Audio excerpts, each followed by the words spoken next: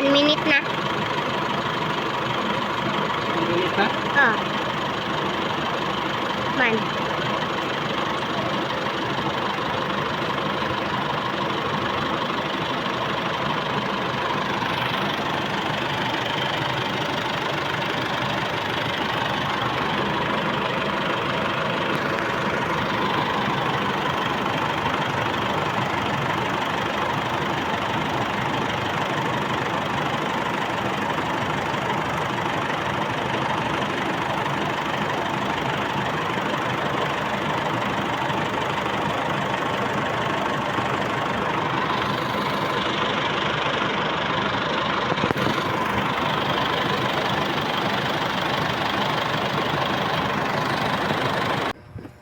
So ayan guys, ginabi tayo. So okay na yung aircon. Dalawang beses tayo nagkarga dahil hindi nag-automatic yung sensor sa loob. So tinanggal natin uli yung sensor. Chinik natin bakit hindi siya nag-automatic. So ang problema niya is putol yung filament niya, sensing valve. So binaklas natin uli. Tapos okay na yung okay na yung aircon, malamig na. Ayan pawis. Ayan. So okay na yung aircon. Kahit dalawang beses tayo nagbaklas dahil mahirap nito pagka nagkaroon ng error yung thermistor sensor, baklas ka uli yung preyon, pasukahin mo uli. So sayang, kaso ay kailangan. So okay na yung aircon. Ang problema ngayon itong fuel leak. So pakita ko sa inyo yung fuel leak. Ayan yan, fuel leak. Dito may fuel leak. Tapos dyan may fuel leak. So lahat ng return fuel leak. So ang problema nito yung problema niya yung o-ring. So mahinang klase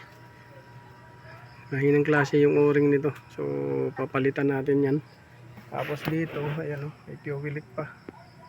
So dyan kasi na-damage yata nila yan dahil sobrang lambot nung binunot ko yan. Sobrang lambot.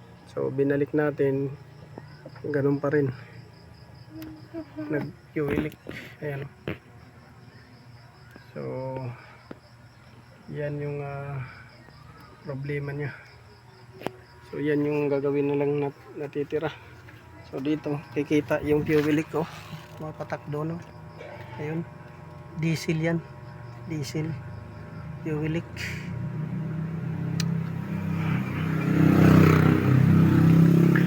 Pero dito sa harap walang leak. Ayan wala. Yung main concern ni customer. So walang leak dyan. Ayan. Yung doon lang nagkaroon ng leak. So ayan guys, pinaandar na natin matagal. So naka-andar na to guys ng halos 10 minutes. Ngayon check natin kung may fuel leak. So ang ginawa natin, binaklas natin ulit yung return line. Tapos binalik natin yung luma dahil yung bago pangit yung hindi makasil o-ring nya. So ayan.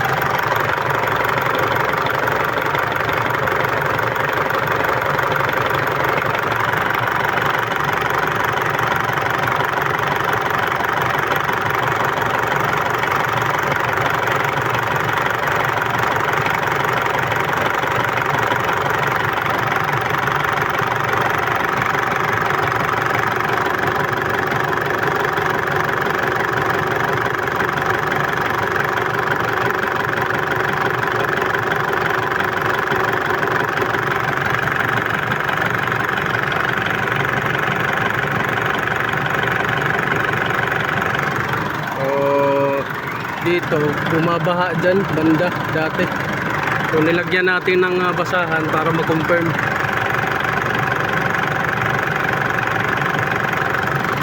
So okay na. Tapos check natin yung ilalim kung may tumutulo. So wala nang fuel leak. Doon dati yung fuel leak.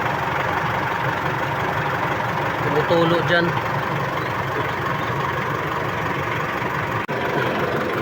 So okay na siya guys. So salamat sa Panginoon. At na-fix din natin yung fuel leak. Kala ko malaking trabaho babaklasin natin. Dahil nga doon sa bagong pyesa, yung bagong pyesa hindi maganda yung o-ring, tapos yung plastic hindi rin maganda, oil seal nya hindi maganda. So binalik na lang natin yung luma dahil medyo maganda pa naman yung o-ring nya, hindi pa naman siya deform at saka platin. So movie na. Malunggay pandesal, init pa. Malunggay pandesal.